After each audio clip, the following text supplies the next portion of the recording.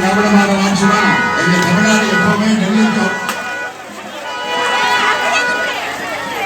2024 திராவிட model ஆட்சி தான் எங்க தமிழ்நாடு எப்பவுமே டெல்லிக்கும் 2024 திராவிட மாடல் ஆட்சி தான் எங்க தமிழ்நாடு எப்பவுமே டெல்லிக்கும்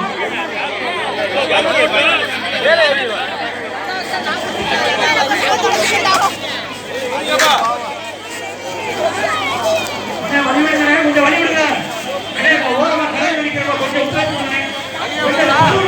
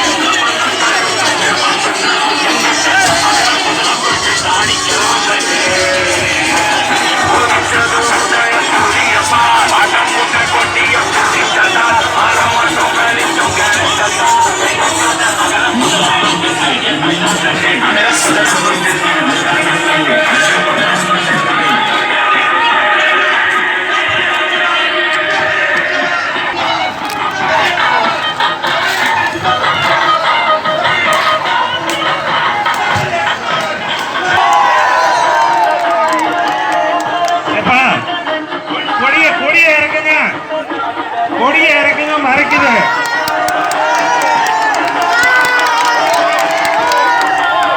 கொடியை இறக்குங்க.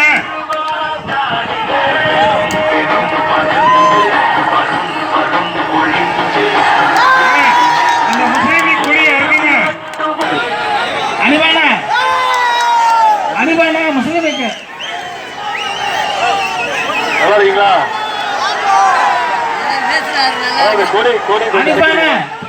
கொடியை கீழே இருக்கு. நல்லா இருக்கீங்களாமா? நான் பேசுறது கேக்குதாமா? நல்லா கேக்குதா? நன்றி. அனுபானா கொடிய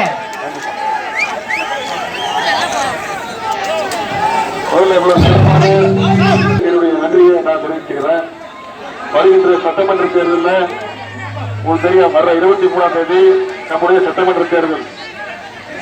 கேட்கலையா?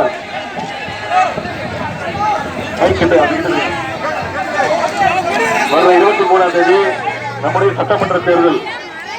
சட்டமன்ற தேர்தலில் மீண்டும் ஆட்சி அமைக்கும் போது நம்முடைய முதலமைச்சர் அவர்கள்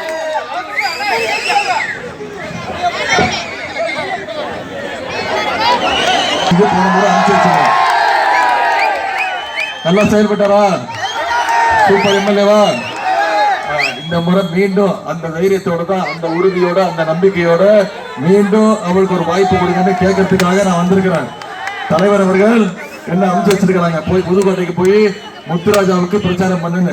நான் கடந்த ஒரு வாரமா பிரச்சாரம் பண்ணிட்டு இருக்கேன். தமிழ்நாடு முழுக்க பல்வேறு தொகுதிகளுக்கு போய் அங்க இருக்கக்கூடிய பொதுமக்கள், தாய்மார்கள், கூட்டணி கட்சி தலைவர்கள், நம்முடைய கட்சி நிர்வாகிகள் எல்லாரையும் சந்திச்சு உதயசூரியன் சின்னத்திற்கு நீங்க வாக்களிக்கணும், நம்முடைய மதச்சார்பற்ற முற்போக்கு கூட்டணி மீண்டும் ஆட்சி அமைக்கணும்னு பிரச்சாரத்தில் ஈடுபட்டு இருக்கேன்.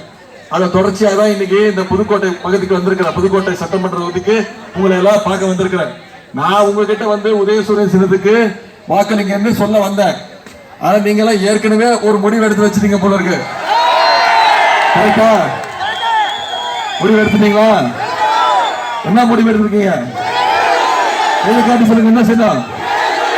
உதயசூரியன் சின்னத்துல வாக்களிச்சு போன முறை 13,000 வாக்கு வித்தியாசம், இந்த முறை குறைஞ்ச